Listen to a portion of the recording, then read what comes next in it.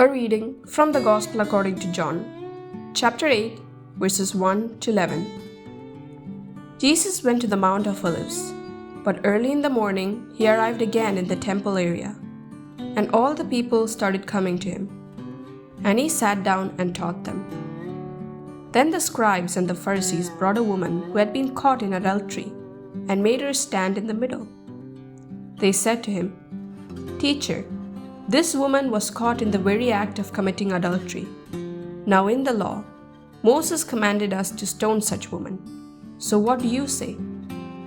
They said this to test him, so that they could have some charge to bring against him. Jesus bent down and began to write on the ground with his finger. But when they continued asking him, he straightened up and said to them, "Let the one among you who is without sin be the first to throw a stone at her." Again he bent down and wrote on the ground. And in response, they went away one by one, beginning with the elders. So he was left alone with the woman before him. Then Jesus straightened up and said to her, "Woman, where are they?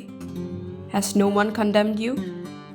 She replied, "No one, sir." Then Jesus said, "Neither do I condemn you. Go, and from now on, do not sin anymore." What a difference there is between the master and the woman's accusers.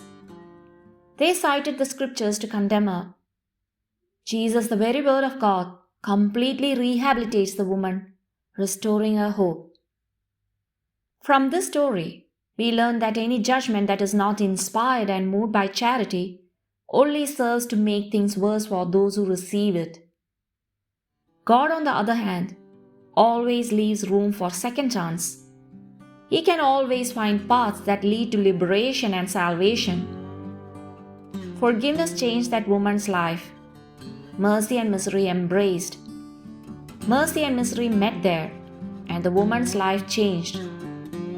We can even speculate whether, after being forgiven by Jesus, she was able in turn to forgive others.